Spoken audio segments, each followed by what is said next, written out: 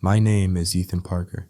If you told me a year ago that the Lunar New Year, the one day my whole family gathers with warmth and tradition, would turn into the worst night of my life, I wouldn't have believed you.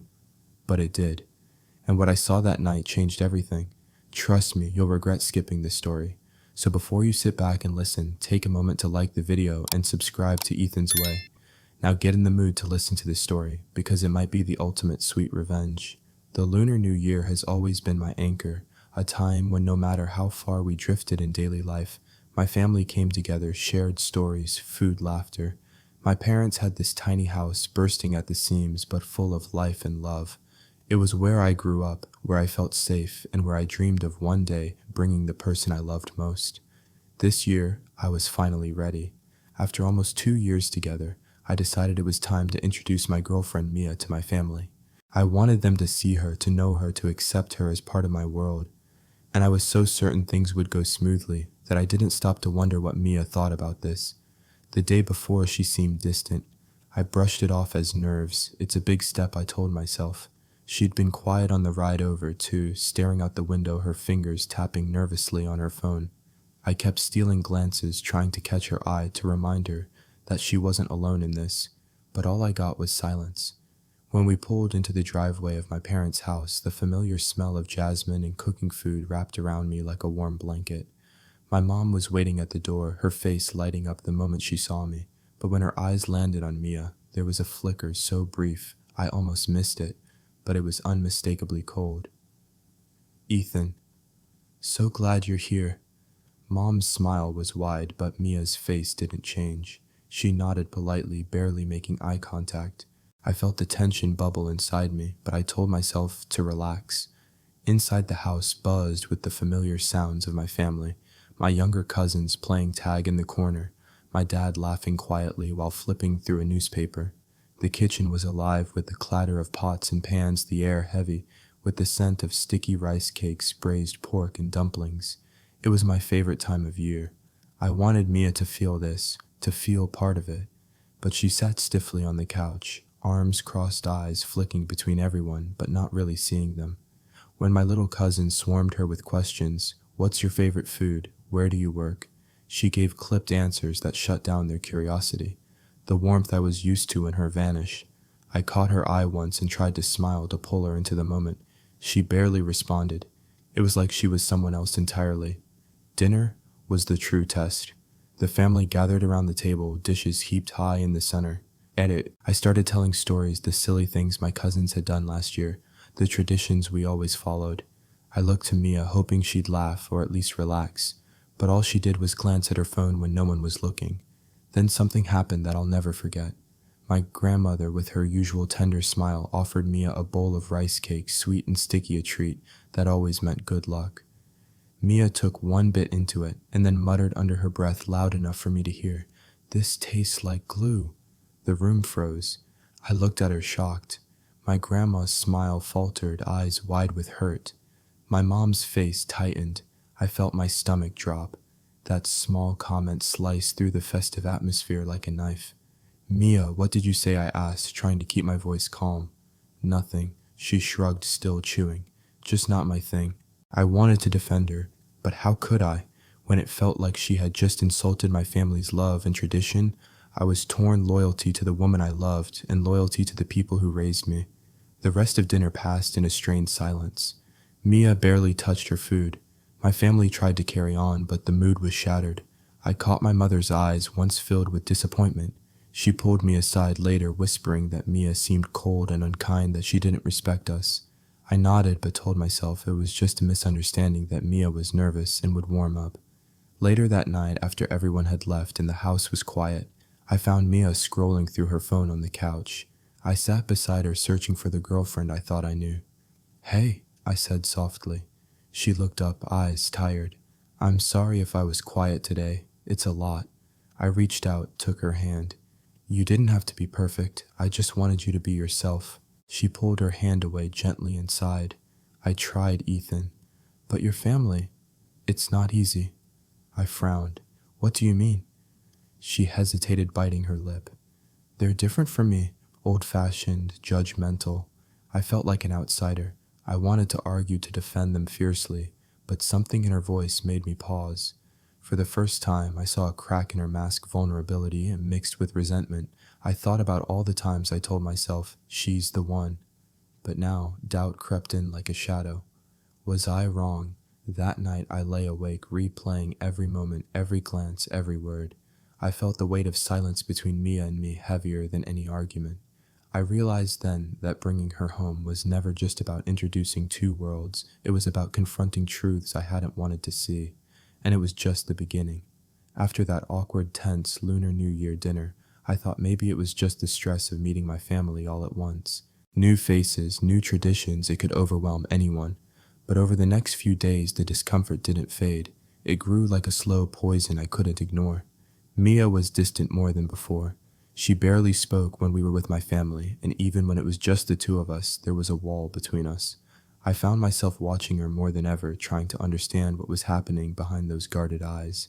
It started small, little things she said that didn't quite add up. Like when my mom asked if she wanted to try homemade tea, Mia gave a curt, "No thanks," without even looking up. I could tell my mom was hurt. She always went out of her way to make guests feel at home. One afternoon, I invited Mia to join me for a walk around the neighborhood with my dad. I thought a casual stroll might help loosen things up, make her feel part of my world. But as we walked, Mia barely said a word. When my dad tried to engage her, asking about her job, her dreams, she gave vague one-word answers. It was like she was there physically, but not really present. At one point, my dad told a joke about our family's stubbornness. Everyone laughed except Mia, who just sighed, rolling her eyes subtly. I noticed, but I said nothing. Later that night, after we got home, I asked her gently, "Are you okay? You seem off." She shrugged, looking away. "It's just hard. Your family is so different from mine." Different. How I pressed. Mia hesitated, then said quietly, "They're intense, traditional. I don't fit in." I wanted to comfort her, but the words stuck in my throat, because deep down I wondered, did she want to fit in, or did she want to change me? The next few days were a whirlwind of uneasy moments. My family tried to include her, but Mia often declined invitations. She preferred staying in the room, scrolling through her phone or leaving early. One evening, my mom invited her to help prepare the dinner. It was a simple gesture, but to me it meant inclusion. Mia said, "No, I'm not good at cooking." My mom smiled gently. "You don't have to be perfect, just join us." Mia's face tightened. "I'd rather not." I saw my mom's eyes flicker with disappointment, but she didn't say anything more. I caught Mia's face later that night in the living room mirror, a mix of frustration and something colder. It was a look I'd never seen before. One afternoon, I overheard her muttering on the phone in our bedroom.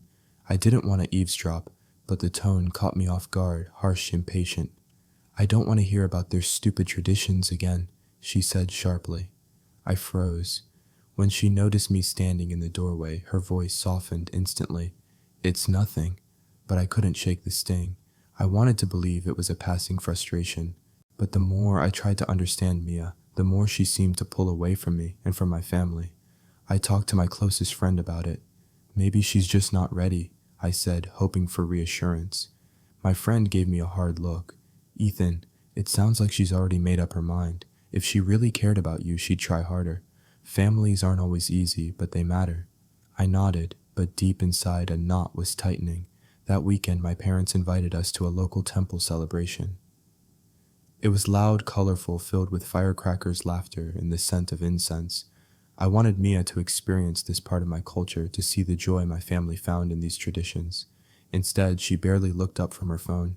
When I tried to hold her hand as fireworks exploded overhead, she pulled away. That night, I lay awake again, haunted by the growing distance. I kept asking myself, had I rushed this? Was I blind to who Mia really was? I thought about the moments we shared, before, how warm and kind she seemed. Was that all an act?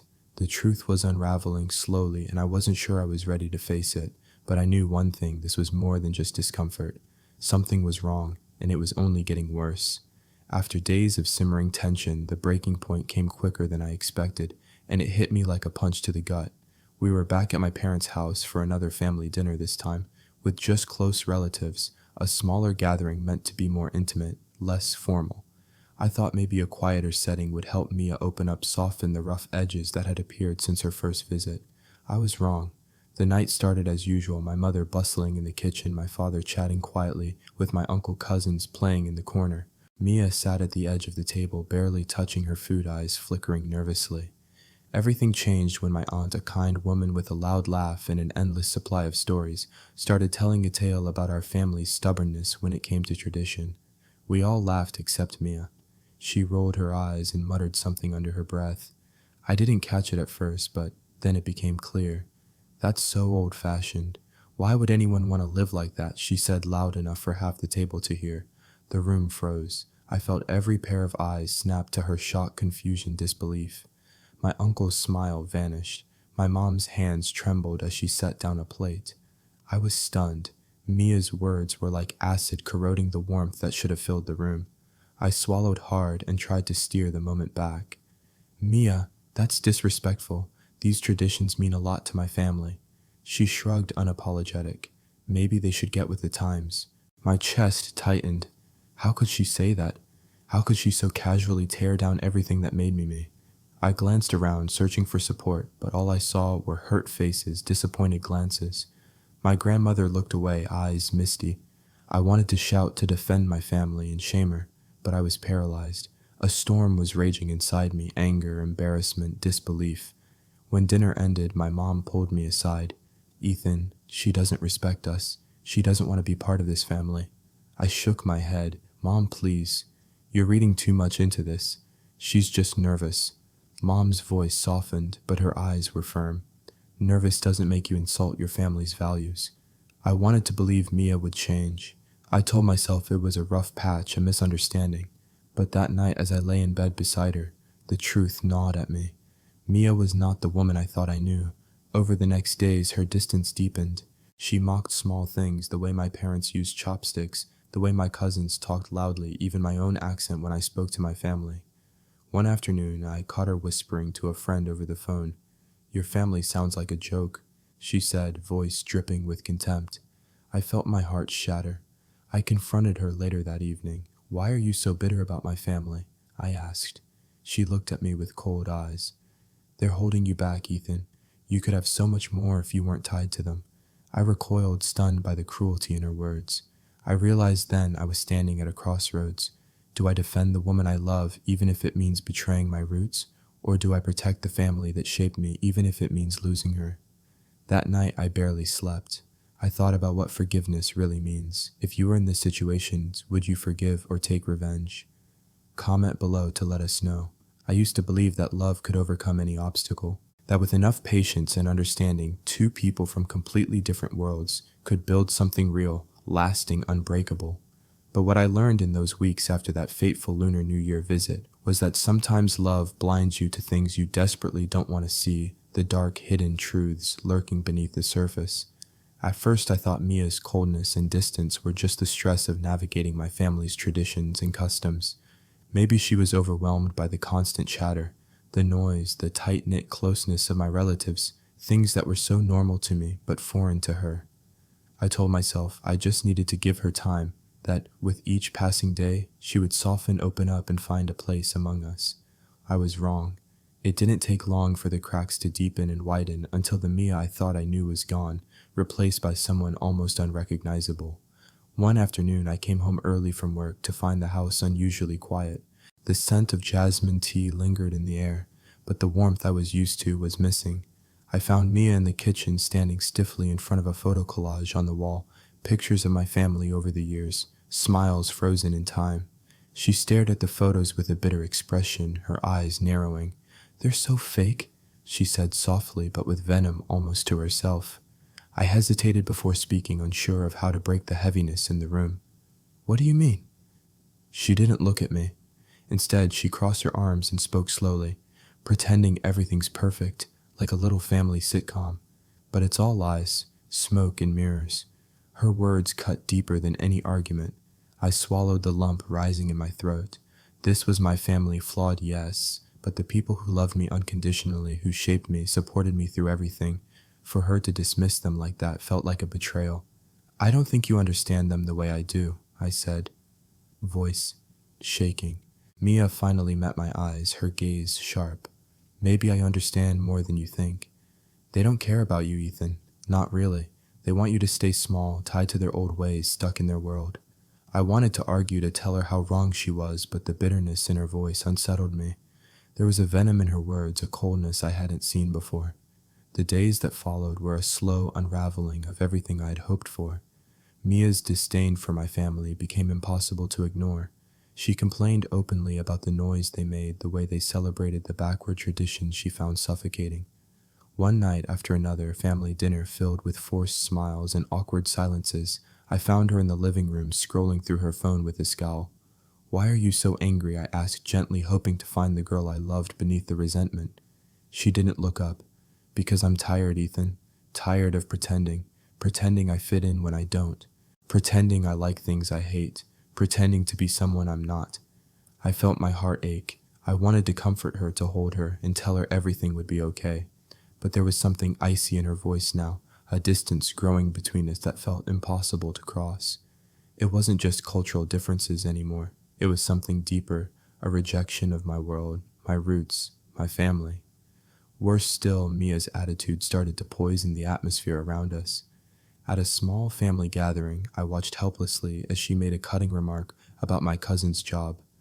"I don't know how anyone can be satisfied with something so small," she said, a voice dripping with contempt. My mother's eyes filled with tears, but she swallowed her hurt and smiled weakly.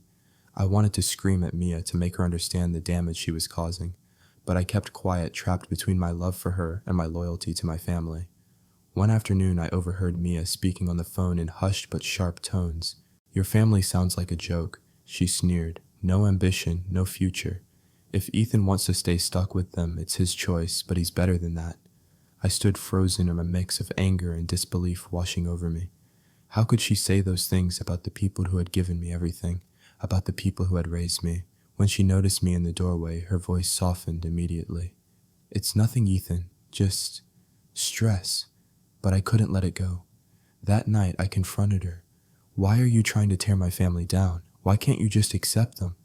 She looked at me with an unreadable expression, then cold and steady, she said, "Because they're holding you back. You're meant for more, Ethan, but they want you to be less." Her words echoed in my mind long after the conversation ended. I realized that Mia wasn't just uncomfortable with my family. She was actively trying to push me away from them, to isolate me. It felt like a slow suffocation, a war being waged inside the walls of the home I'd always thought was safe. I wrestled with the truth. I loved Mia once. I wanted to believe she could change, that this was just a phase, a misunderstanding. But every day, her true colors shone brighter: impatience, disdain, manipulation. The woman who had promised to stand by me was instead pulling me away from everything I held dear. That realization broke something inside me. It wasn't just about love anymore. It was about survival of my family, my identity, and ultimately myself. The days following that fateful Lunar New Year gathering felt like walking a tightrope over a widening chasm. On one side was Mia, the woman I loved, or at least the version of her I wanted to believe in. On the other side was my family, the people who had shaped me, loved me unconditionally, and whom Mia seemed determined to push away. I found myself caught between two worlds, unable to bridge the growing distance. But it wasn't just me who noticed the cracks forming, my family did too. And one evening, it became impossible to keep their worries silent. It was late after another tense dinner at my parents' house. The air had been thick with quiet judgment and barely concealed irritation. Mia barely touched her food, her eyes darting around, never quite settling. When she spoke, it was with a clipped tone that left little room for warmth or understanding. After my parents had cleared the table, my mother pulled me aside. Her eyes were heavy with concerns, and the usual warmth in her voice was replaced by something more serious. "Ethan," she began, taking my hands gently in hers, "we love you, we want to see you happy. But we've been watching and we're worried." I looked at her, unsure what to say. I wanted to brush it off, tell her everything was fine, that Mia was just overwhelmed, that I would handle it. But something in her gaze made me pause. My father joined us, his voice steady but firm. "Son, Mia doesn't respect this family. She looks down on us, on our traditions. That's not someone who wants to be part of your life in a healthy way." The words hit me like a cold wave. I wanted to deny it, to defend Mia and protect what little hope I had left. but deep inside I knew they were speaking truths I'd been trying to ignore. My mother's voice softened. We only want what's best for you, but when someone disrespects the people who raised you, who love you, it's hard not to notice. I nodded, slowly swallowing the lump rising in my throat. I wanted to believe Mia would change, that this was just a rough patch, but the seed of doubt had been planted and it grew with every passing day. That night I called Mia, hoping for a conversation that might clear the air. "Can we talk?" I asked, trying to keep my voice calm. There was a pause, then her voice cold and distant. "What's there to talk about?" I took a deep breath. "Do you want to be part of my family?" Her laugh was sharp, bitter. "Do you want me to lie?" "No, Ethan, I don't." Her words pierced me. I struggled to hold back the surge of pain and disbelief. I wanted to tell her that family wasn't about perfect smiles or shared traditions. It was about love, support, and forgiveness. That accepting my family meant accepting me, the good and the bad. But Mia's walls were already up and I was hitting a brick wall. The next few days were a blur of quiet tension.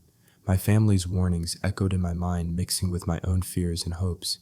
I felt torn, caught between the woman I wanted to believe in and the family I could never abandon. One afternoon, my mother sat me down again. This time she held a folded piece of paper in her hands. "I found this," she said softly, handing it over. It was a printout of a message thread between Mia and someone I didn't know. The messages cut through my heart like a blade. Mia called my family old fools, mocked their traditions, and boasted about using my connections to climb her own ladder. I stared at the words in disbelief, my vision swimming with shock and betrayal. When I confronted Mia, she didn't deny it. Instead, she shrugged, her expression unreadable. "You don't understand my life, Ethan," she said coldly. "I'm just trying to survive." The coldness in her voice was absolute, unyielding. I felt like I was drowning in a sea of lies and manipulation. The woman I thought I loved was someone else entirely. I realized then that this wasn't just about cultural differences or misunderstandings. It was about trust, about loyalty, about who I was and who I wanted to be. I had to make a choice: protect my family, the people who had stood by me through everything, or protect Mia, who was tearing everything apart from within. That choice weighed heavily on my heart. But with every passing moment, the answer became clearer.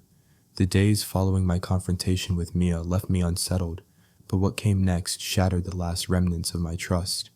It wasn't just that she was cold or distant, or that she despised my family's traditions. There was something far more sinister lurking beneath the surface. A secret plan she had been quietly weaving behind my back, one I was completely blind to. I first noticed the signs in small ways. Mia became increasingly secretive, with her phone locking the screen whenever I was near stepping out of rooms to take calls. I tried to dismiss it, chalk it up to nerves or privacy, but the nagging feeling in my gut grew stronger every day. One night, I was sitting alone in the living room, my mind racing with doubts and fears. The house was quiet except for the soft hum of the refrigerator and the distant traffic outside. Mia had gone to bed early, her footsteps retreating up the stairs. Curiosity, or maybe desperation, got the better of me. I glanced at the tablet Mia had carelessly left on the coffee table. It was unlocked. I hesitated, heart pounding, but then I tapped the messaging app open. What I found was like stepping into a nightmare. There were long conversations with a man I didn't know, someone from her past, or maybe a new confidant. The messages were cold, calculated. She spoke about my family with disdain, called them anchors that held me down, and outlined plans to use their influence for her own gain. "She's been planning this all along," I whispered, trembling. The messages revealed meetings Mia had arranged with people in my social circle, wealthy investors, business partners, influential contacts. She talked about how to leverage their connections, how to position herself closer to my family's resources. I felt sick, betrayed, angry. The woman I loved wasn't just indifferent to my family, she was scheming to exploit them. The next morning, I confronted her, my hands shaking as I held the tablet. "I know what you've been doing," I said, voice low but fierce. "Why didn't you tell me?" Mia looked at me with a cold, unreadable expression. "You don't have to know everything, Ethan," she said smoothly. "This is how the world works. Everyone uses connections to get ahead." Her words hit me harder than any insult or betrayal before. I realized then I wasn't just dealing with a girlfriend who didn't fit in. I was dealing with a calculated manipulator who had been using me all along. All the disdain, the coldness, the quiet insults, they were tactics. tools to isolate me from the people who loved me, to make me vulnerable. I felt like a fool trapped in a spider's web. I called my parents and told them everything. Their shock was deep, but their support was unwavering. "We'll stand with you, Ethan," my mother said, her voice steady but filled with concern. "No one hurts our family and gets away with it." But inside I felt hollow and scared. How do you fight someone so close, so intimate, who hides their true nature behind lies and charm? How do you protect yourself and your family when the enemy is disguised as love? I started paying attention to everything: Mia's words, her actions, her whereabouts. I noticed how she smiled, just enough to keep me hooked, but never enough to be genuine. How she twisted facts to make me doubt myself. How she worked to turn my family into outsider strangers. The battle wasn't just about love anymore. It was about survival of my family, my identity, and myself. I knew I had to gather proof to build my own shield against her manipulation. But more than that, I had to find the strength to stand firm and fight for what mattered most. This secret plan Mia had concocted wasn't just a betrayal, it was a war I never signed up for. And the battlefield was right here in the heart of my life. It was the night everything I thought I knew about love, trust, and loyalty shattered. The moment I confronted Mia about her secret plan was the moment the quiet storm I'd been drowning in finally erupted into a relentless hurricane, one that would sweep away every illusion I held about us. I remember it with painful clarity, as if the events replay in slow motion, each word, each glance, each breath charged with unbearable weight. The kitchen was dimly lit by the faint yellow glow of the overhead light, the tablet resting between us like a glowing shard of glass, sharp and accusatory. My hands trembled, heart racing in my chest, but I knew I couldn't turn back now. This confrontation was unavoidable. The truth demanded to be faced. "Mia," I said, my voice barely above a whisper, but steady. "I know everything. The messages you sent, the meetings you arranged, the plans you've been hiding from me. Why did you lie to me? Why use me like this?" Her eyes locked onto mine, cold, steady, unflinching. There was no hesitation, no flicker of guilt, only a calm, calculating gaze that seemed to dissect me, strip away my defenses. "Eh, you think this is betrayal?" she asked, voice low but sharp. "No, Ethan. This is survival. This is how the world works. If you want to get anywhere, you have to play the game." I blinked, unable to process her words. The woman I had trusted with my heart and my future was unapologetically admitting she'd been manipulating me all along. A fire ignited inside me. "Survival," I repeated, voice rising. "By using the people who love you, by betraying me, by tearing apart the family that made you welcome." She shrugged, almost bored. "You're naive. Your family is a cage, Ethan. I'm the one trying to break you free."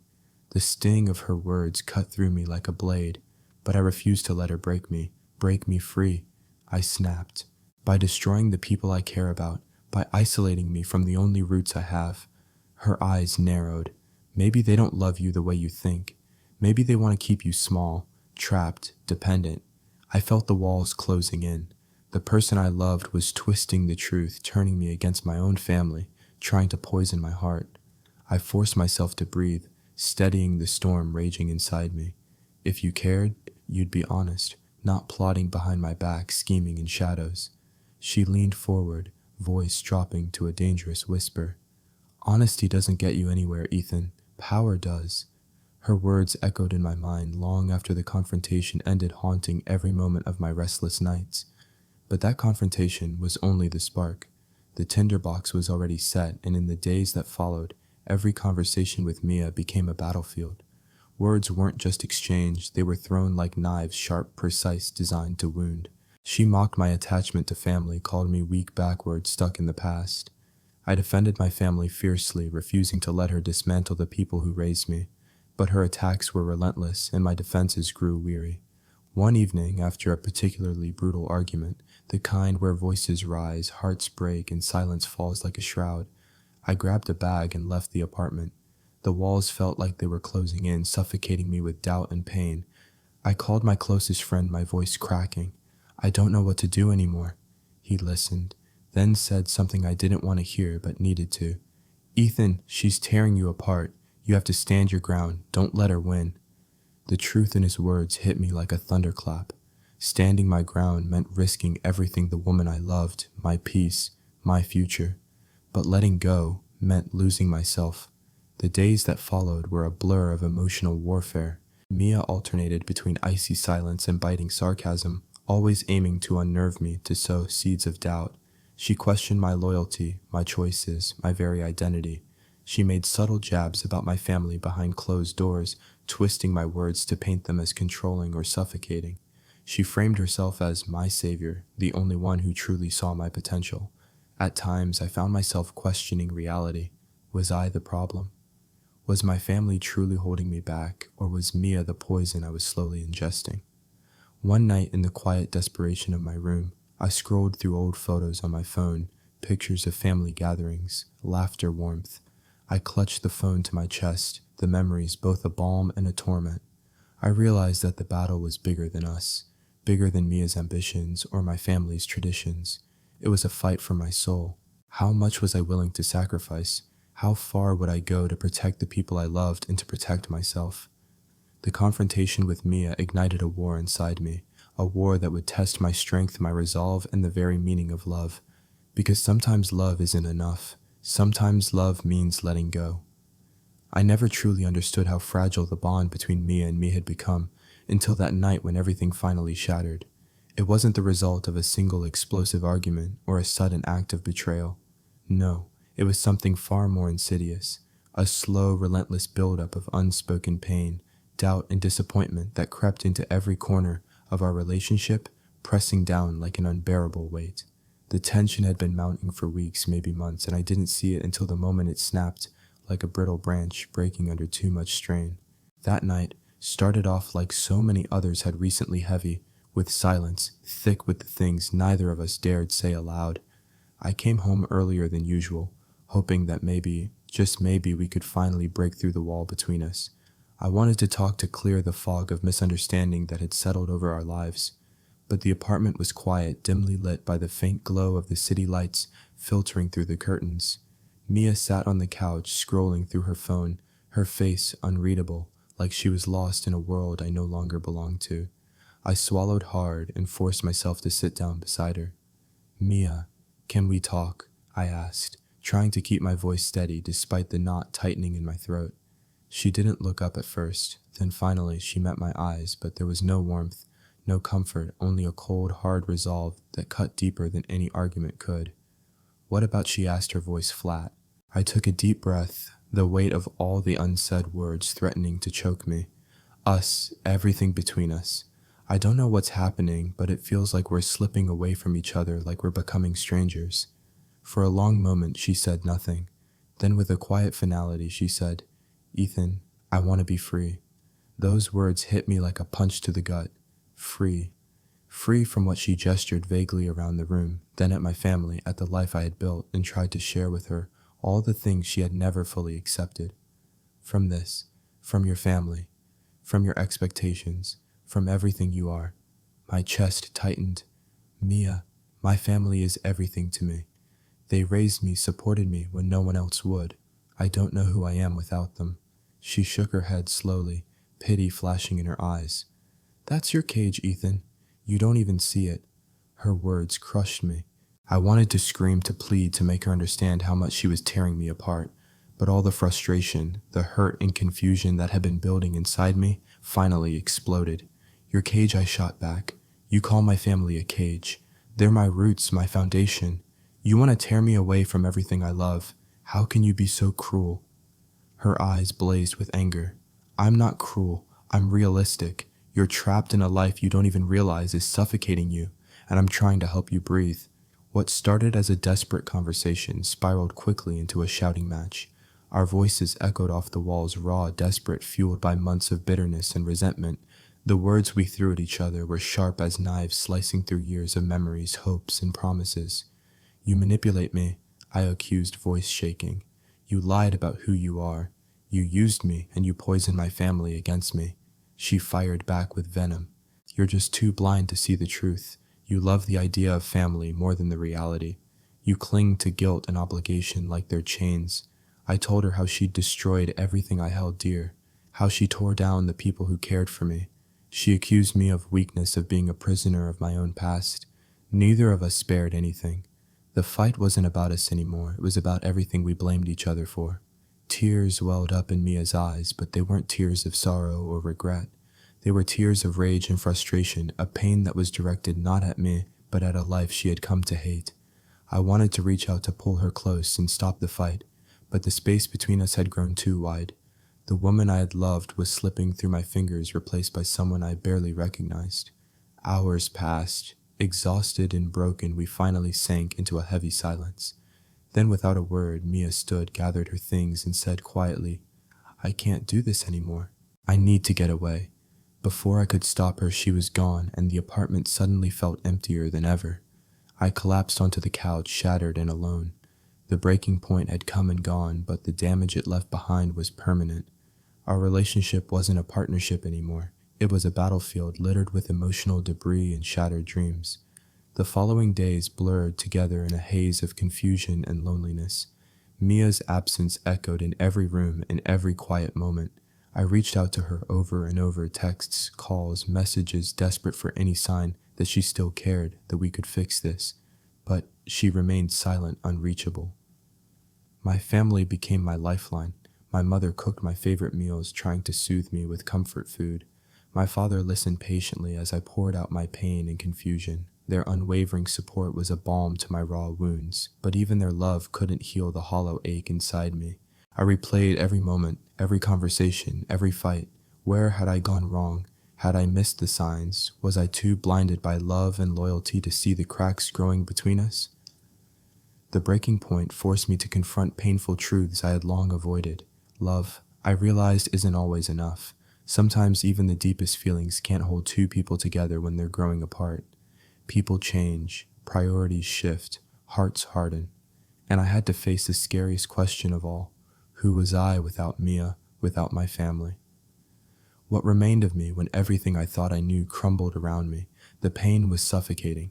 It clawed at my chest every day, a relentless reminder of what I had lost. But in that darkness, a small flicker of clarity began to glow. The breaking point wasn't just an end. It was a beginning, painful, raw, but a start. I realized that sometimes you have to break completely to become whole again, to rebuild stronger, wiser, and more honest. Mia's leaving marked the collapse of what we once had, but it also opened the door to a new chapter 1, where I could learn to breathe on my own, find peace within myself, and perhaps one day find love again that wasn't trapped by cages, expectations, or ghosts of the past. The road ahead would be hard and lonely, but I knew now that healing starts when the breaking point shatters the old and clears the way for something new. And I was ready, even if it scared me to my core, to take that first step toward rebuilding what had been broken. The days after Mia left felt like I was wandering through a dense, unyielding fog. Each step I took was heavy, weighted down by grief that settled deep in my chest, confusion that clouded my mind, and a heart that was torn apart by the impossible choice before me. The breaking point hadn't just been a single moment. It had marked the beginning of a brutal soul-searching journey, where I had to pick between two parts of my life that were now pulling me in opposite directions, my love for Mia and my loyalty to my family. I found myself trapped in a relentless loop of memories, replaying every argument, every cutting word, every bitter accusation, like a broken record spinning endlessly. Where had we gone wrong? When had the truth become so tangled with lies? The realization came crashing down harder with every sleepless night. The woman I had loved and trusted wasn't the woman I thought she was. The person I had confided in, dreamed with, planned a future alongside. She had become a stranger, someone whose ambition seemed to demand the destruction of everything I held dear. That sting of betrayal was sharper and deeper than I ever anticipated. It wasn't just the fact that Mia had lied, it was how she wielded my love like a weapon, carefully dismantling the family that had shaped me, isolating me from the people who had always stood by my side. It was as if I had been living inside a fragile dream, and the moment I woke, all that beauty turned to ash around me. One afternoon, as the weight of it all pressed down on me, my mother sat beside me at the kitchen table. Her eyes were gentle but filled with a quiet urgency. "Ethan," she said softly, "it's okay to be sad, to mourn what you lost, but you have to ask yourself what you want for your future. You can't keep holding on to something that's breaking you apart." Her words settled into me like a balm, soothing and yet challenging at the same time. The truth was, I was terrified of losing Mia, the woman I thought I loved, but even more terrified of losing the very core of who I was. My family wasn't just a part of me. They were my roots, the foundation of everything I believed in. The choice wasn't simple, and it never is when love and loyalty are at odds. In the following days, I wandered alone through the city streets seeking clarity in the chaos. The cold air did little to clear the turmoil inside me. I thought back to what Mia had said, that my family was a cage, that I was trapped by expectations and obligations I refused to see. But I also remembered the warmth of laughter echoing around the dinner table, the way my father's eyes would crinkle when he smiled, the soft reassurance of my mother's embrace during hard times. Could I really abandon all of that?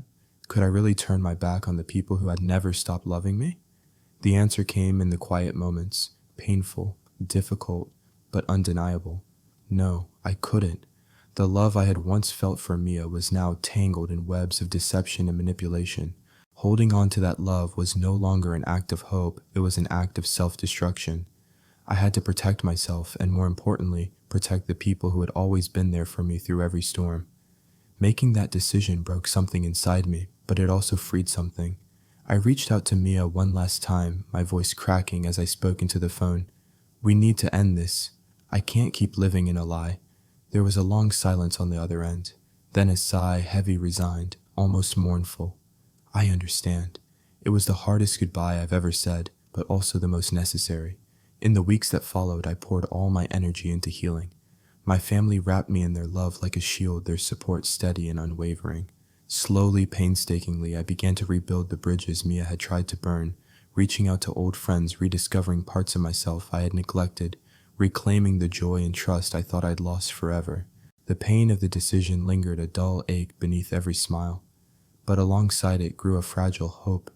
Hope that someday I might find peace within myself, forgiveness for the past, and maybe, just maybe, love again. A love not shackled by lies or sacrifice, but one born from honesty, respect, and a true understanding of what it means to be free. Life ahead was uncertain, the path still shadowed with doubt, but for the first time in a long time, I felt a flicker of light, a promise that breaking didn't mean the end. It meant the chance to start anew. After the storm with Mia had passed, I found myself standing amid the wreckage of what once seemed like a promising future. It was as if the life I had carefully built had been shattered into countless pieces, and now the hard task lay before me to sift through the ruins and decide how to move forward.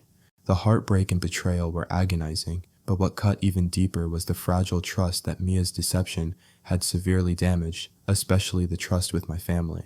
They had stood by me through thick and thin, but even their patience and love were stretched thin, tested by the weight of secrets and broken promises.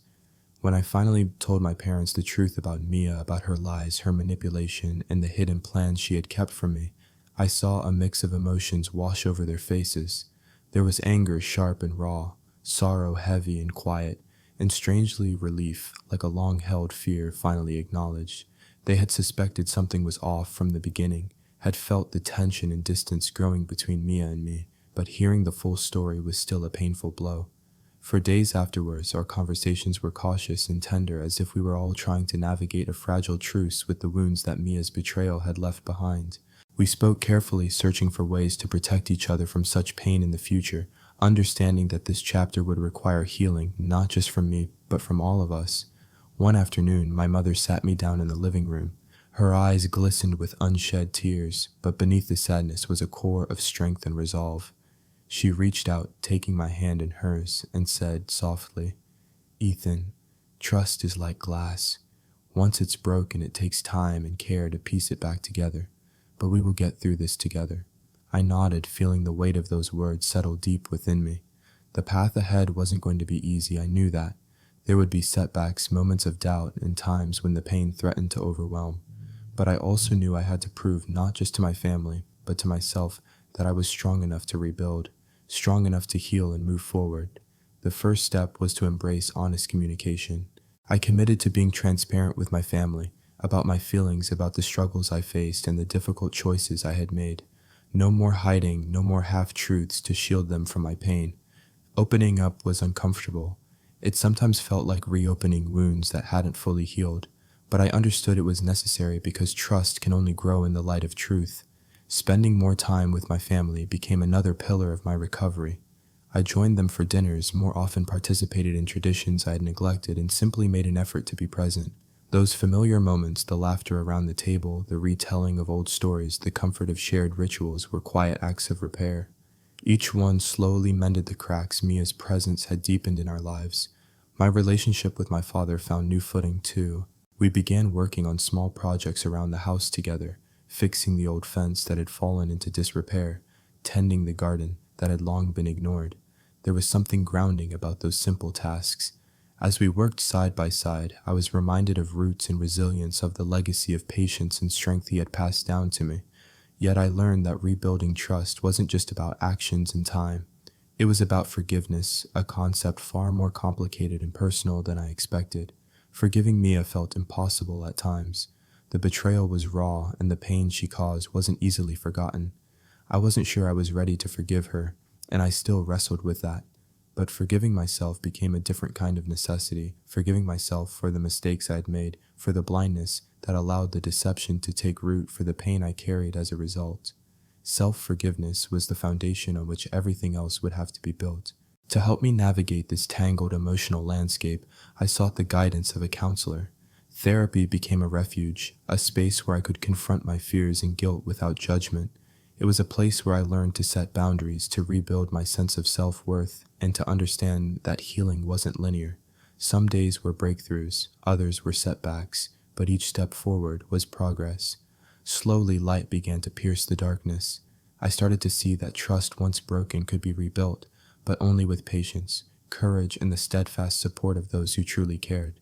It was a delicate process, requiring me to be vulnerable yet strong, forgiving yet vigilant. My family stood with me through it all. Their love was a constant reminder that trust is not simply about shared moments of joy, but about resilience, the ability to weather storms and still hold on to each other. Their faith in me became my anchor in the choppy waters of recovery.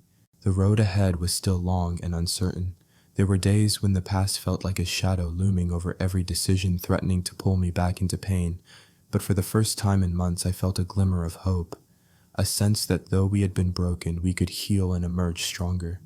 Rebuilding trust, I realized, was not about trying to return to what once was. It was about creating something new, a foundation forged not from illusion or denial, but from honesty, compassion, and real connection. In time, I believed that this new foundation could support a future where love was not fragile or conditional, but enduring and true. A future where mistakes were met with understanding, where scars were reminders of survival, not shame. This journey taught me that even the deepest wounds could become the soil for growth, if only given care and time. And as I took each step forward, surrounded by family and supported by newfound clarity, I began to see that the wreckage left behind by Mia's storm was not the end of my story. It was instead the beginning of a new chapter, one filled with strength, hope, and the possibility of healing beyond what I ever thought possible. After the dust finally settled from that devastating breaking point, and my decision to end things with Mia, I believed the worst was behind me. I thought that once the emotional storm had passed, I could begin to heal in peace. But what followed was an entirely different kind of battle, one that played out not behind closed doors or in whispered conversations between just the two of us, but in the harsh glare of social judgment, silent glances, and whispered rumors that crept into every corner of my life. Mia, feeling cornered and rejected, didn't retreat quietly. Instead, she retaliated in ways I had never anticipated. The woman who once smiled warmly at me, who had shared dreams and plans for the future, transformed into a shadow lurking at the edges of my world, a shadow that cast doubt and suspicion wherever it went. She became a master of manipulation, spreading carefully crafted stories designed to isolate me from the people I cared about most. At first, the damage was subtle, almost imperceptible. It began with strange looks when I walked into familiar places, the kind of looks that held silent questions or unspoken judgments. I overheard murmured comments in cafes, at work, in the grocery store, snippets of conversations that stopped abruptly when I entered the room.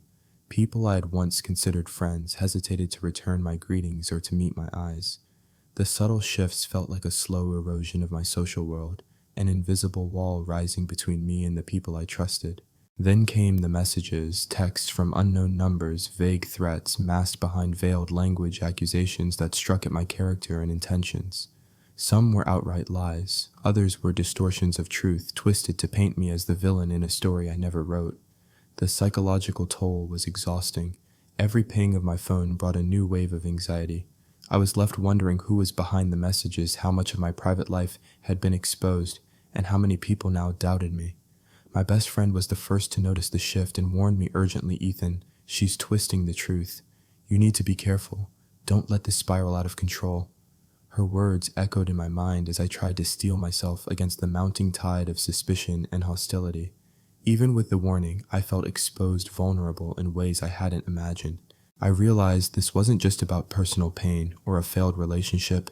Mia was aiming to destroy my reputation, to dismantle the life I had painstakingly built brick by brick. It was a calculated attack designed to break me from all sides. Faced with this reality, I knew I had to act, and quickly. I started documenting everything, saving every threatening or suspicious message, noting dates and times of odd encounters, recording conversations where rumors were spread, gathering any evidence I could find. The process was exhausting and terrifying. It felt invasive and surreal to have to treat my own life like a case file, but it was necessary to protect myself if things escalated further. One afternoon, after a particularly draining day of dealing with the fallout, I sat down with my parents and shared the full scope of what was happening. As I laid out the messages, the suspicious behaviors, and the social backlash, I saw a mixture of emotions cross their faces: shock, concern, and a fierce protectiveness that warmed me despite the cold reality. Their support was unwavering, a reminder that I was not alone in this fight, but I could also see the worry beneath their steady exteriors. They knew as I did that this battle was far from over. Together we took the difficult step of consulting a lawyer. It was a harsh and sobering move, acknowledging that the situation had escalated beyond emotional turmoil into something that required legal intervention. We discussed options to protect me from restraining orders, to defamation claims, to make sure Mia's attempts to harm me would be stopped in their tracks. Though it was uncomfortable and felt like admitting defeat in some ways, I knew it was the right course of action. Sometimes protecting yourself means drawing firm lines, and I was determined to defend my life and reputation. While the legal process began to take shape, I turned inward to rebuild my own strength. I focused on reinforcing my support network, reaching out to friends, colleagues, and family members who knew the truth and stood firmly by my side. Their unwavering belief in me became a fortress against the isolation Mia's whispers tried to create. I realized how important it was to surround myself with people who saw beyond the rumors and trusted the person I truly was. I also threw myself into work and hobbies, reclaiming parts of myself that Mia's presence had tried to diminish. Whether it was pouring extra hours into projects, picking up old passions I had shelved, or simply taking time to exercise and care for my mental health, these acts became daily affirmations of my worth and resilience. Every small victory, whether a successful work presentation or a peaceful evening spent reading, reminded me that I could rise above the chaos. The fallout from Mia's actions was painful and persistent. It felt like an ever-present reminder that betrayal leaves scars not just on the heart, but on every facet of life, social, professional, and emotional. There were moments when I doubted myself, when the weight of suspicion threatened to swallow me whole. But I refused to let those moments define me or dictate the course of my future. Instead, I chose to rise, to stand taller, speak clearer, and move forward with a determination forged in hardship. The battle was exhausting, but it made me stronger and wiser. I learned that resilience isn't just about enduring pain, but about reclaiming your identity and refusing to be broken by the lies of others. Each day became a testament to that strength, a declaration that I would not be silenced or diminished. With my family's love, my friends' loyalty, and my own growing resolve, I built a shield against the storms Mia tried to unleash.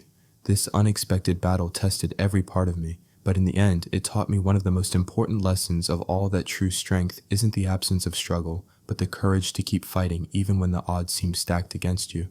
And so I moved forward, scarred but unbroken, tested but unyielding, determined to reclaim my life and write the next chapter on my own terms. The end of my relationship with Mia was both a devastation and a liberation. After months of turmoil, betrayal, and heartbreak, I finally found myself standing at a crossroads, uncertain of what lay ahead, but determined to reclaim my life and rebuild from the ashes. The journey to this new beginning was anything but easy. Every day was a battle against lingering pain, self-doubt, and the scars left behind by someone I once trusted implicitly. But slowly, with time and support, I learned to breathe again, not just to survive, but to live fully. My family became my fortress. Their unconditional love and unwavering faith in me helped heal wounds I thought would never close. Together, we redefined what it meant to be a family, not just bound by tradition, but by resilience and honesty. I reconnected with old friends and forged new bonds, surrounding myself with people who lifted me up and saw the real me beneath the hurt. Professionally, I poured my energy into my work, channeling pain into purpose. Every challenge I faced was an opportunity to grow stronger and wiser.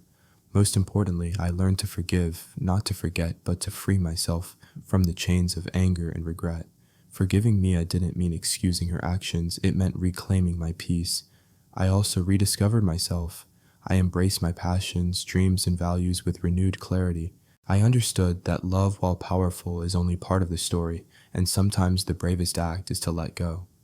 Looking back, I realized the true lesson Mia taught me was about strength, the strength to face betrayal, the strength to choose self-respect over pain, and the strength to start anew.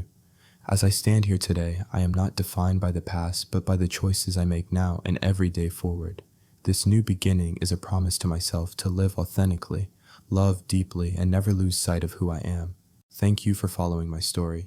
If you've ever faced betrayal or difficult choices in love, share your thoughts and experiences below. Don't forget to subscribe to Ethan's Way for more stories of truth and resilience, and join the conversation.